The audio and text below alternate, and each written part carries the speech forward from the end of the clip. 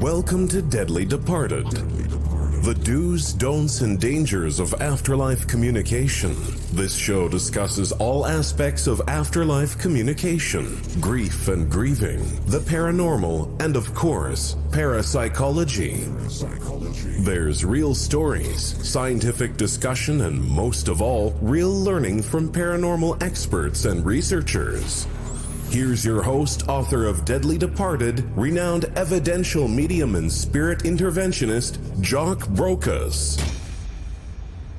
Good evening, ladies and gentlemen. This is Jock here, and today we are going to be talking about fake guides. And this is one that a lot of people have asked me. They have, after reading Deadly Departed, they've written in about it.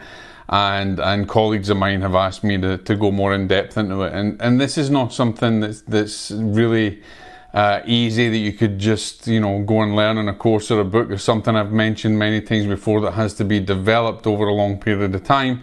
So we're going to get right into what fake guides are and how to recognize them, how to discern them. And I'm going to try and give you as many tips as I can. I think I've got about 12 tips or so that will help you to understand a little bit more of discerning fake guides, because it does happen, and there's many cases of it. So let's get right into it.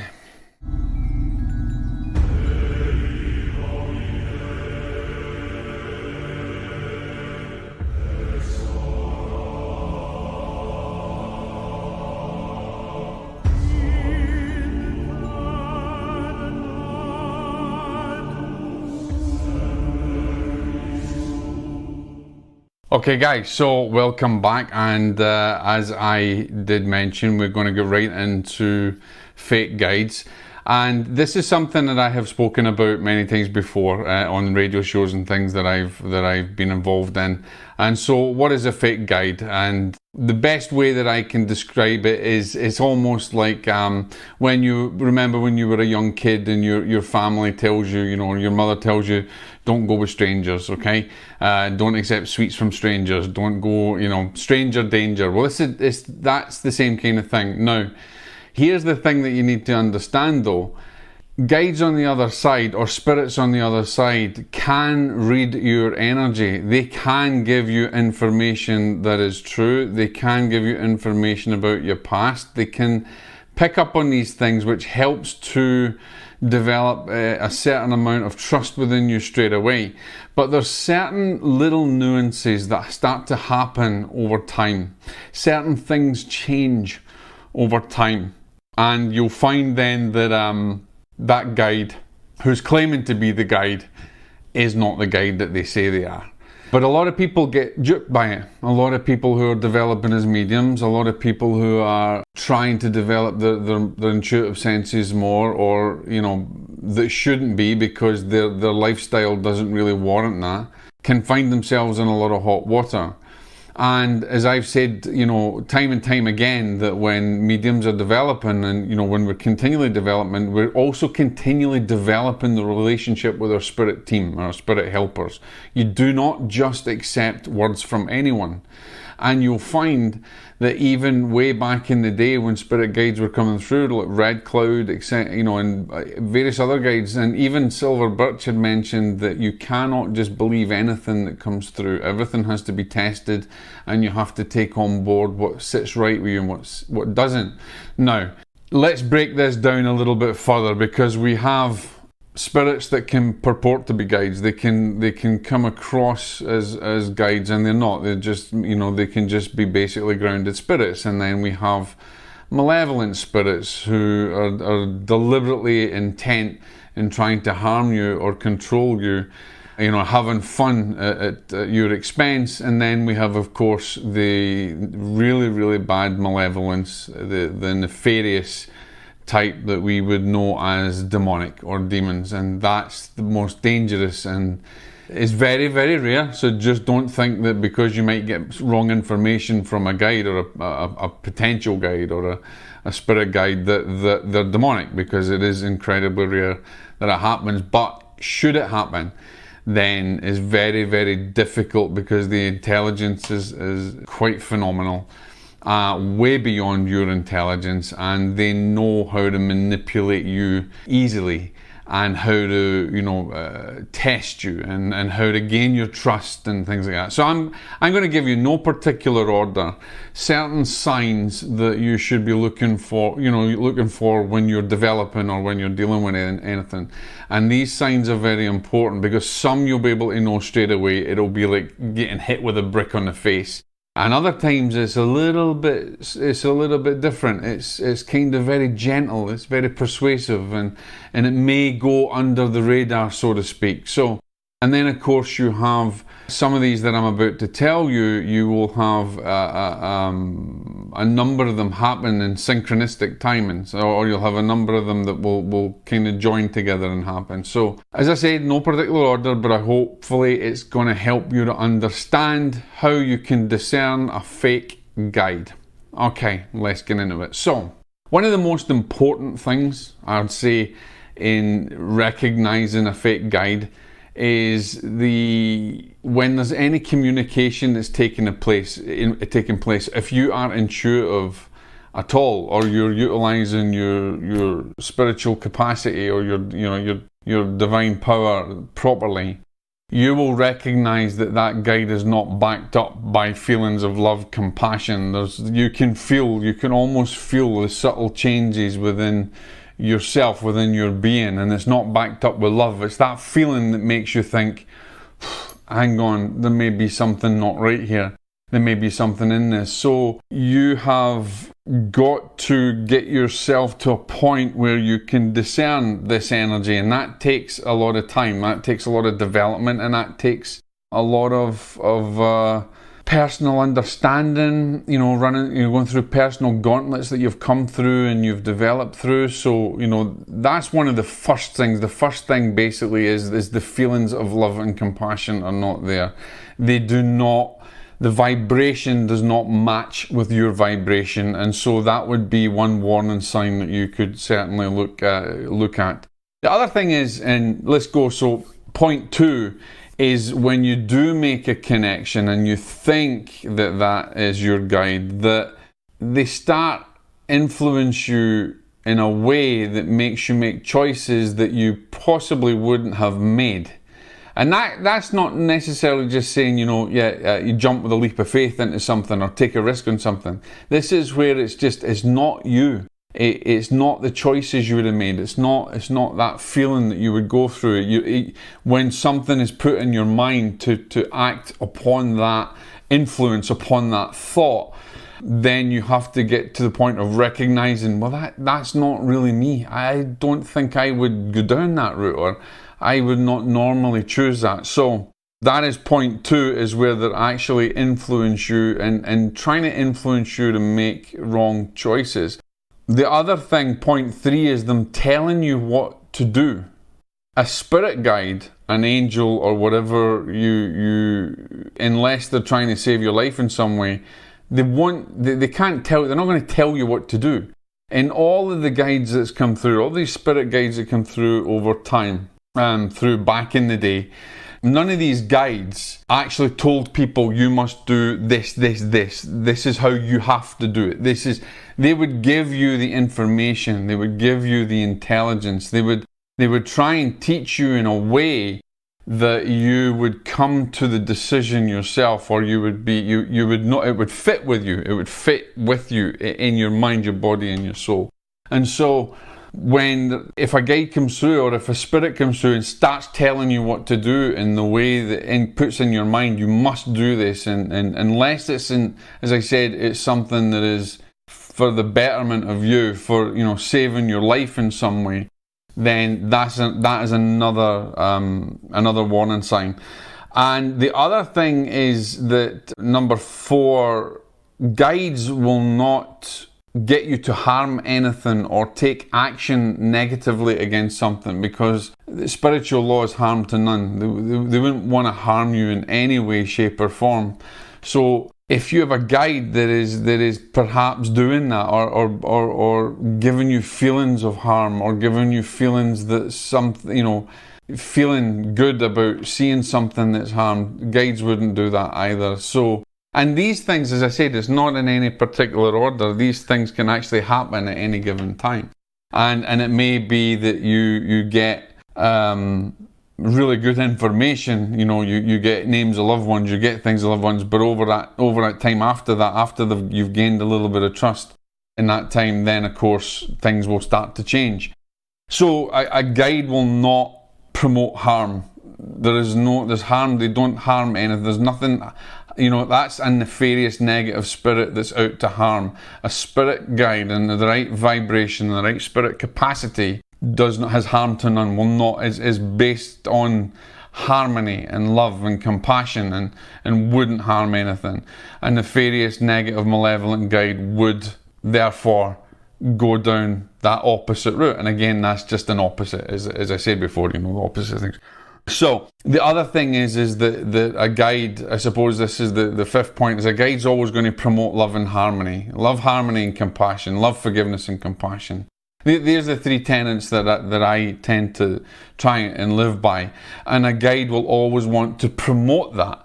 So when you know that you're working with a spirit guide, you have the feelings of love, forgiveness and compassion, and you feel it for other people, and you don't have any negativity towards other people.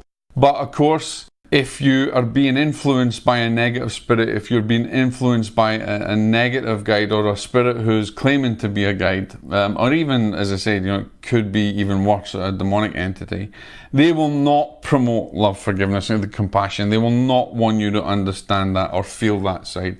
So that's really, really another big warning sign. The other warning signs, just moving on quickly because there's a lot to go through, is people talk about, and people who are, I think this would be the sixth point, would be when you hear voices. Now we talk about in a psychiatric side of things, or when people hearing voices, they're put into some kind of mental obsession or a mental disturbance in some way, but it could actually be spirit intrusion.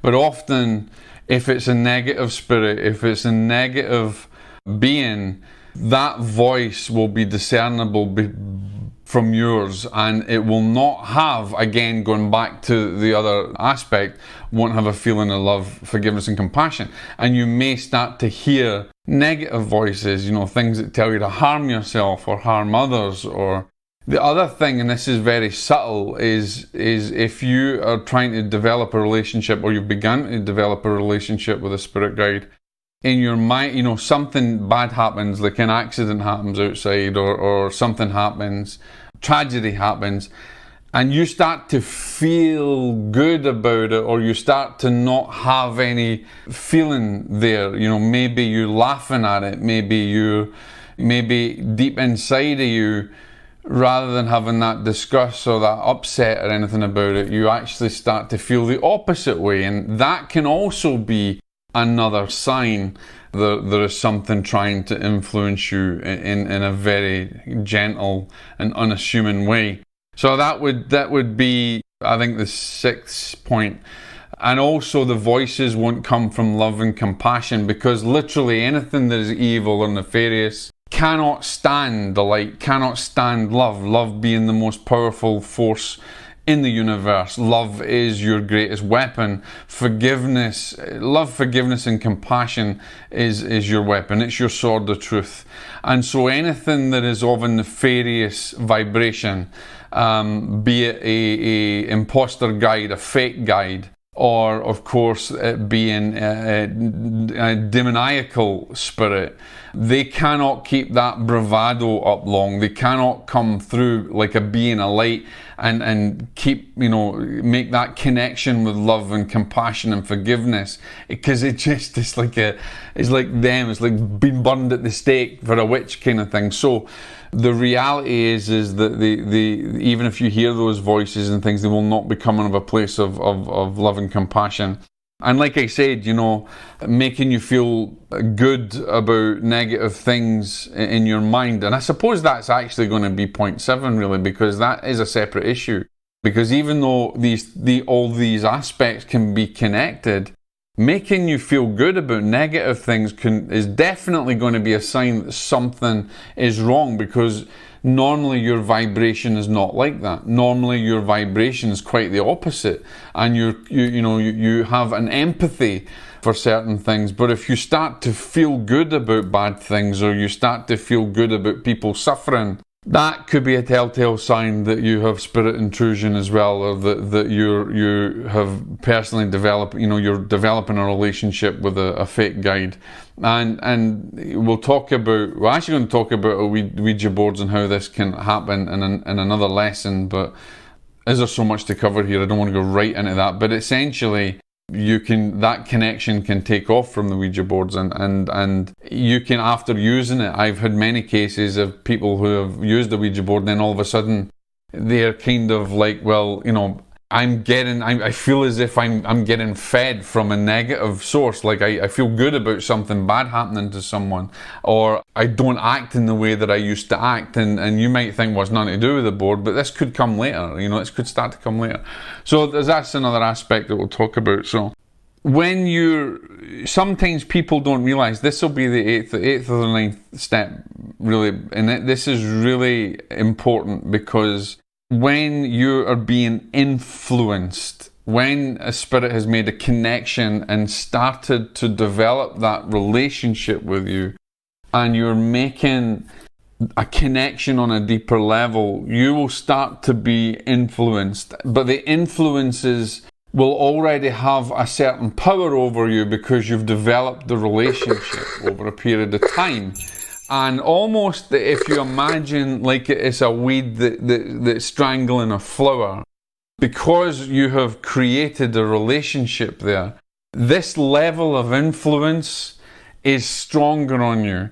So that influence will make your thoughts, it will make you want to take wrong choices. You'll start to go down a path that you would not normally go down. You'll start to think about changing your life in another direction that you would not normally feel right with. And that can be another sign that there's perhaps a bit of spiritual influence there as well. Now remember, not just one thing is going to be, this is what's happened to me, so I must have an obsessive spirit, or maybe there's a demon trying to get to me, or it could be a grounded spirit. You have to look at all these signs in conjunction with everything that happens in your life, all these synchronistic things that are happening that will give you a picture. You can't just take one thing and say, that's it, I'm obsessed. Or a couple of things that happen, that's it, I'm obsessed. Because there's always going to be another aspect. There's always going to be another explanation, a scientific explanation, or an explanation based on your emotions or based on what you're going through and things like that. So, and the other thing that and I've had experience of this actually, so we're on, I think, the 10th point is, if it really, we'll save that one. I need to remember that. So save that one to the end, because I want to talk to you about that one. So let me go back to your feelings. Your feelings are more important. So you'll also have, so this will be the 9th or the 10th. I've lost count anyway. So you'll have a false sense of security. And that's really weird, because the false sense of security can make you, it's a bit difficult to try and comprehend, but you'll feel safe in the negativity. You'll feel safe being in the darkness, the depressive state, or the negative emotion. So, but it'll be quite strange. This is why I'm saying this is very difficult to try and just pinpoint any particular thing, because it depends on who you are spiritually. It depends on how vibrational you are, what level of vibration you're at, and your awareness level, your development of your own divinity is how you feel these things. So it's very difficult when you're feeling a false sense of security. It's a bit strange to explain it, because you'll almost feel safe in the negativity, and it doesn't sound cohesive, I know, but it does happen. It's like a feeling where some people will just be happy in their misery. It's like that. They'll be happy in their misery, and I don't get that actually. So it's quite crazy. So that is something that's quite difficult to try and understand. The other thing that is a definite giveaway that is really easy to notice is let me think my train of thought here. So this would be like the 11th tip here. So is them giving you false information. Now I said at the beginning that a negative spirit or a demoniacal spirit or even a grounded spirit can read you, and they can give you good information, and that information can validate itself in a certain way. But an ignorant spirit, if you like, that would have fun at your expense, could deliberately give you false information so that you take the wrong path, or false information that you think is right but turns out to be destructive or turns out to be negative for you, maybe 2 steps down the line or 1 step down the line. A good vibrational, high vibrational being is not going to give you the information that will harm you even down the line, or that will make you, go into a bad situation. Whereas a negative spirit, a nefarious spirit, most certainly will, because they'll get a great deal of fun out of it, and they will find it rather amusing to give you information that seems to be right but causes you suffering at some point, very quickly afterwards, but at some point. But like I said at the beginning, you can have good information that turns to be right and makes you feel good in yourself, and that's giving you that another false sense of security. But what it's importantly doing is gaining your trust.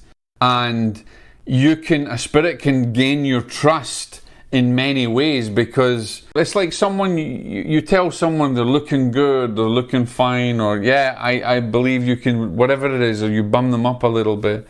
You're making someone feel good, and they'll take that on board. And even sometimes you'll make someone feel good, they'll take it and you don't really mean it, but they're unable to decipher that you're actually giving them a false hope, or you're just playing with their emotions, which is wrong. But at the end of the day, that person still feels really elated because you've even though you didn't mean it, you told them something good. And so this is the same kind of thing when a nefarious spirit or a fake guide that is trying to gain your trust will give you information that is correct. It could be the name of a relative who's passed, or a very close person who's passed. It could be an event.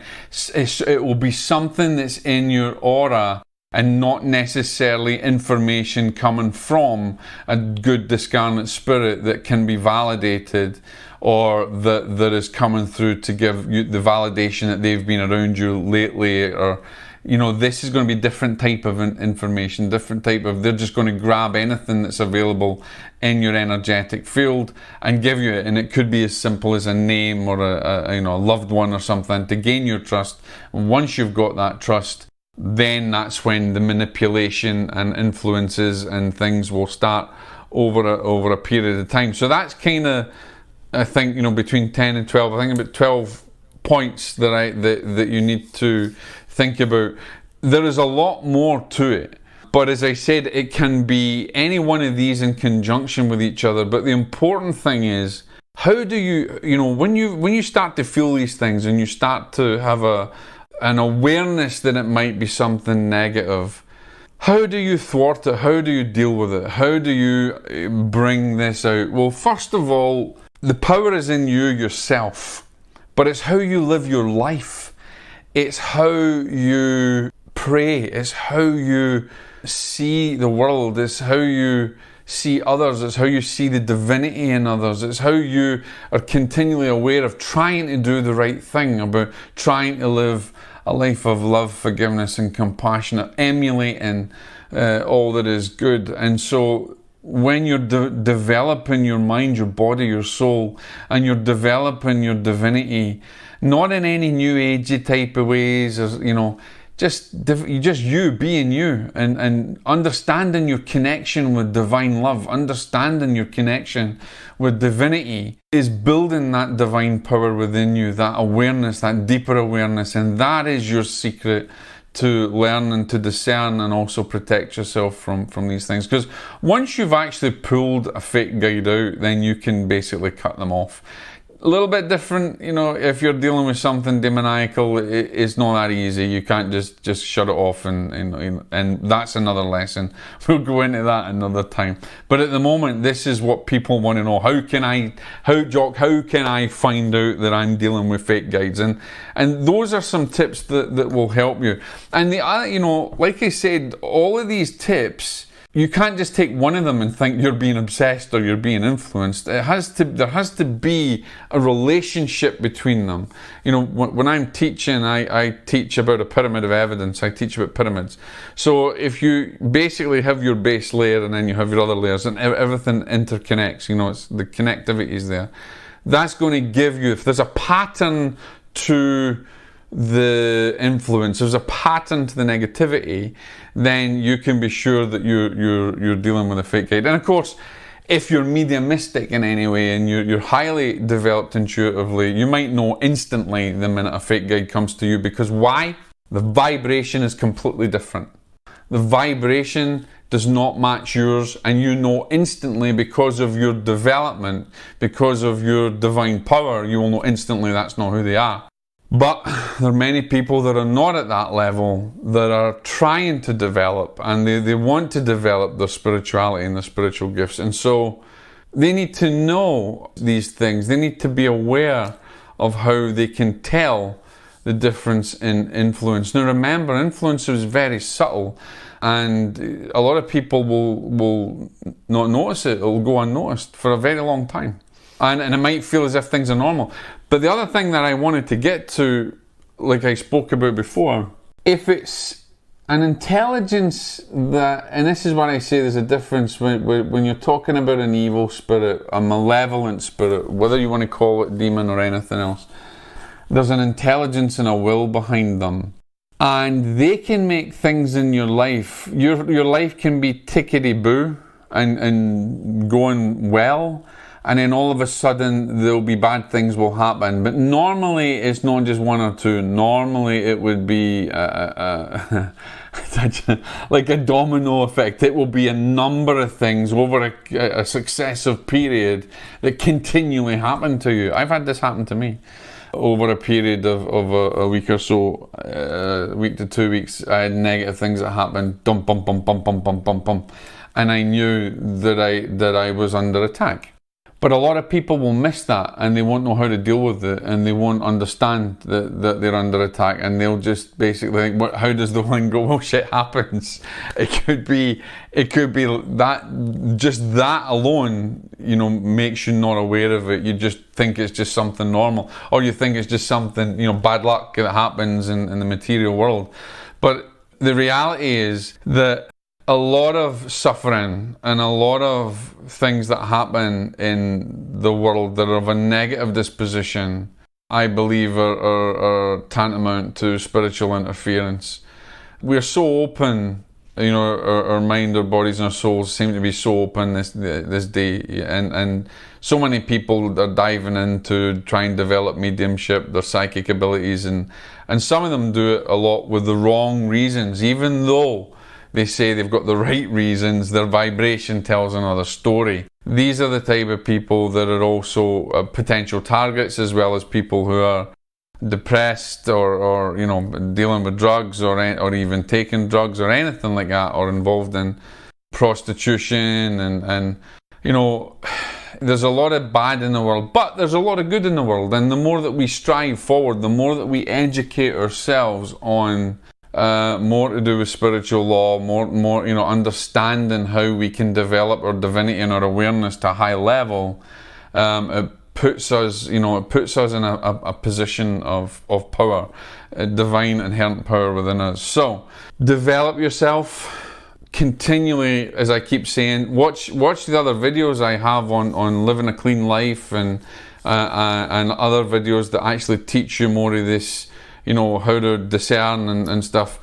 Living a clean life is really important, and that doesn't necessarily mean wearing a kaftan and sandals, but being aware of your thoughts, being aware of your emotions, being aware continually day by day on the energies and the thoughts that come into your mind. Sometimes these thoughts will not be yours, And it's important that, you know, for anything that's negatively going to infest you or try and obsess you, it's not going to be phenomena with things flying over the room and stuff. 90% of the time the battlefield is in the mind. And so that is where you want to strengthen first, is your divine power and your mind. Your mind, your body, your soul. Your body comes later, but your mind and your soul. You want to develop your divine power and the power of, you know, understanding your mind and understand the awareness, so that you can pick up on those subtle changes and those nuances. So that's all I can think of at the moment. There's probably a lot more I can go into, and I will do as much as I can. But if you've got any more questions, those are just some little tips, some information that might help you to be able to discern a fake guide and to understand. These guides can come through Ouija boards, they can come through in your dreams. You can ask. Remember as well, when you're asking, you're creating a connection as well, and you're putting the thought out there to the universe that you actually want to communicate, you want a guide. People are so desperate for guides, it's unreal. And if you're so desperate, you're putting that signal out there, you want that guide so badly, anybody on the other side, depending on your vibration, can answer your call, but it might not be the call that you want to pick up. So think about it. Remember, development means divinity, means developing yourself and your whole, your mind, your body and soul. If you've got any questions, come back, ask me. I'm willing to teach as much as I possibly can to help make you more aware. If you're new to the channel, please subscribe below, because there's a lot more coming. I make these every week, and if you've got burning questions that you want to learn about the paranormal or the afterlife, then ask me, because I won't hold nothing back. I'll tell you as much as I possibly can. Have a wonderful evening, guys, and God bless. You've been listening to Deadly Departed with renowned evidential medium and author Jock Brokus. If you like what you've heard, make sure to pick up a copy of the Deadly Departed book. Don't forget to share the episodes and send in your questions to us about anything paranormal and the afterlife. Tune in next time to Deadly Departed, the do's, don'ts, and dangers of afterlife communication.